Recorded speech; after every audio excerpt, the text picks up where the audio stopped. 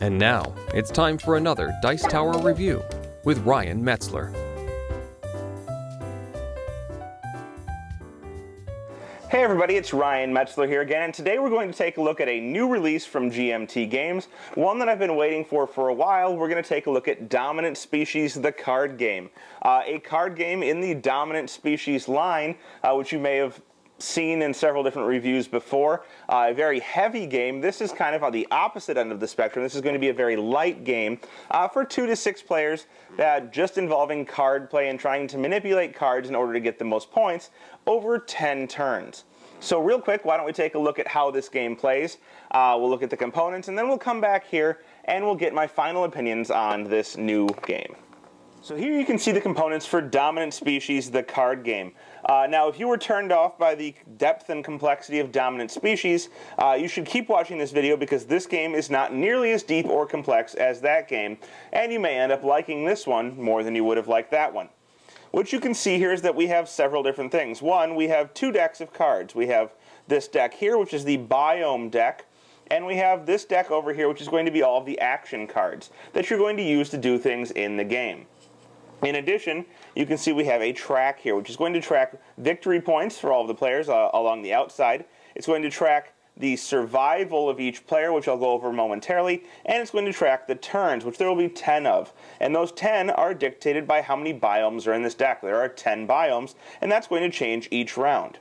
Now, the point of the game is to get points by influencing or by correctly interacting with these biomes, and each biome is going to be different, but here we can see the mountain biome, which is going to be the first biome of our game. And you'll see here it has several different pieces of information. One, it has 3 different elements which are going to be important. In this case, meat, sun, and seeds. And you're going to try and have these elements in order to earn points by the time we finish this biome. Additionally, you can see there are 2 animals on the right-hand side of the card.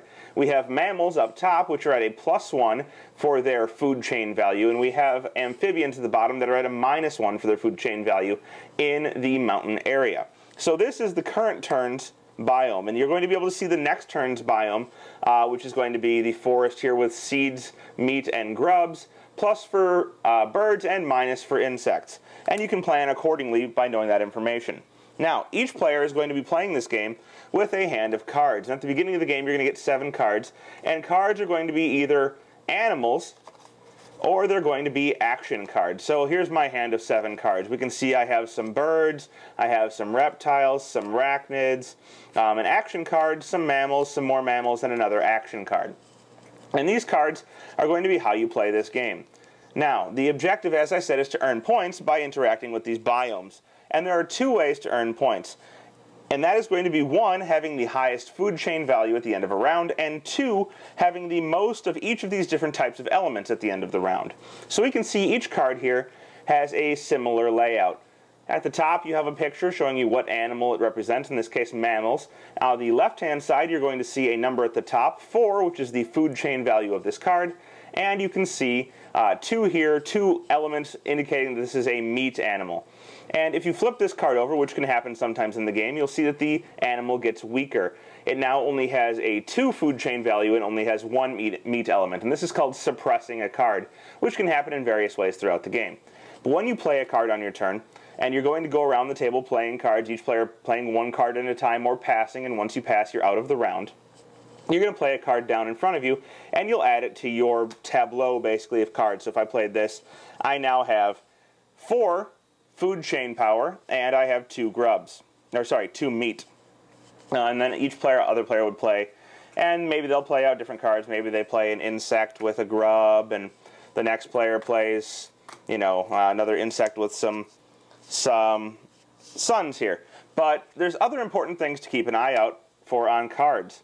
And that is going to be things like this. At the bottom, underneath these grubs here, you'll see that there is a no sign, and it's crossing out an arachnid. And if there were any arachnids on the table, let's say this player here had played an arachnid, and the third player decides to play this insect with the crossing out of arachnids, they are going to have to suppress 1 arachnid on the table. Well, there's only 1 arachnid, so they have to suppress the second player's arachnid here, and they would do so by turning it the other direction, which now makes it, instead of a 3 in food chain points, it's now a 2, and it has less grubs than the 4 it originally started with. Now it only has 2. And you're going to go around the table in this manner, each player playing a card on their turn, adding its food chain points, its grubs, or its different elements to their tableau, maybe affecting other people's cards by having those effects on the cards, until each player passes. And once you pass, as I said, you're out of the round, and you keep any cards you have in hand. But this is important, you do not refill to 7 cards after each round. So the cards you have in your hand carry over to the next rounds, which could allow you to plan for your future biomes a little bit better. Now, as I said, there are also action cards you can play, so if you don't want to play an animal and you want to play an action instead, you could play one of these action cards. And some of them, like this one with the straight arrow in the bottom left-hand corner, are one-time effects. For example, this one says, if this biome is not tundra and you have 3 or more healthy animals in your play, advance 1 space on the survival track. That's this track here, which I'll go over momentarily. So you can play this card, and if you have 3 animals in play that are healthy, meaning not suppressed, this is suppressed, this is healthy, you would be able to go ahead and advance a space on that track. And you'd discard this card and it would be out of play. Or there are other ones, and then some of them are ongoing that last an entire round. We have the annelids here, which says each of your animals has +1 on the food chain value, which means that instead, if you played it, instead of your insects being a 3, they would be a 4. Now, we also have to consider that the biome itself modifies the food chain value of animals. So in this case, the mammals are +1, so this mammal is a 5, and all amphibians would be -1. Now, at the end of the round, you're going to look and see who has the most food chain value for the current biome. So you look at all of the cards people have in front of them, you add up the food chain values, the top left-hand corner numbers, and whoever has the highest one after modifications is going to get points equal to the current turn for winning the biome. So in turn 1, you get 1 point. And right now, if we look, it's definitely going to be the first player. Let's call them yellow. They get a point. In addition, they're going to move up on the survival track, which will play a role at the end of the game. Then you're going to look and see who has the most of each of the 3 elements that are on the biome card. So who has the most meat, who has the most suns, and who has the most seeds. And this could be the same player, could be different players. And that player is going to get points equal to the number of that element shown on the card. So whoever has the most meat, in this case, it's going to be the animal or the mammal player again is going to get 3 points. Whoever has the most sun is going to get 2, and whoever has the most seeds is going to get 1. And at this point, you're done with this biome. And it would be out of the game, and you'd move on to the next biome, which means that you're going to have seeds, and you're going to have meat and grubs, and birds are better, insects are worse. And all of these cards out in front of other players are going to clear. So all the cards clear between rounds. Each player draws 2 more cards, and you're going to continue on. And so now we would have the wetlands coming up next, and we'd currently be in the forest, and you'd be trying to influence this forest in order to get points. Now, after each round, you're going to draw 2 cards, until you get all the way to the 3rd round, at which point you're going to shuffle all of the discarded cards back into the deck, and then play the 4th round, go to the 9th round. After the 9th round, you shuffle all of the discarded cards back in, and you go to the 10th round. And before the 10th round, you're going to take a look at this survival track. So let's say this had ended up like this somehow. Before the 10th round, you're going to look at this survival track, and depending on where you are on this track, you're going to get to draw extra cards before the final round.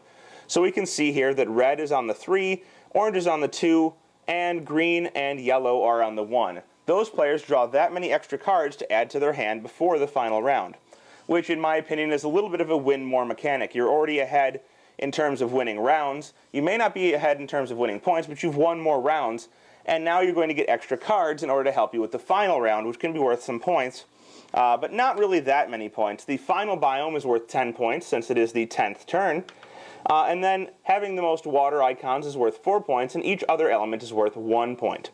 After you've played that last round, you're going to total up however many points everybody has, and whoever has the most points is going to be the winner of Dominant Species, the card game. So, what to say about that one? I have to say, I was very disappointed in this title, and I wasn't expecting to be disappointed in this title. I was expecting to like it. I ordered it a long time ago when it first came up on pre-order, and I was really excited to see it come. I got it to the table right away, and just so disappointed. Where to start? The game has no connection to the Dominant Species line. If you're looking at it as a Dominant Species game, don't look at it in that fashion at all. It is not a Dominant Species game. They took the same concepts, the dominance and the food chain, and they put them into a completely abstractized game that has nothing to do with the feel of the original game. A lot of the cards don't seem to make much sense, why they eat that food, why it's important for them to be in the different biomes. It doesn't connect in any way, shape, or form. It doesn't matter what your animal is, or even for that matter, if it has the right food, they can survive in any biome without eating the right foods. And it just kind of feels random. Yes, I know it's a card game, and card games are random, and there's always going to be that element of drawing cards that you may not get what you want. But in this game, it just seems it doesn't matter at all. You can either get the right cards, or you don't get the right cards. There's no changing it. There's no manipulating it. Yes, you can hold cards out, but there's still maybe something in your opponent's hand that completely destroys what you're trying to do. So I can't recommend this game. I know there are going to be other people that enjoy it, and I'm going to get a lot of flack for saying that it's bad, but that's my opinion on it. If you disagree, that's great. I hope you enjoy the game, but Dominant Species, the card game, not a game I can recommend. Thanks for watching our review today.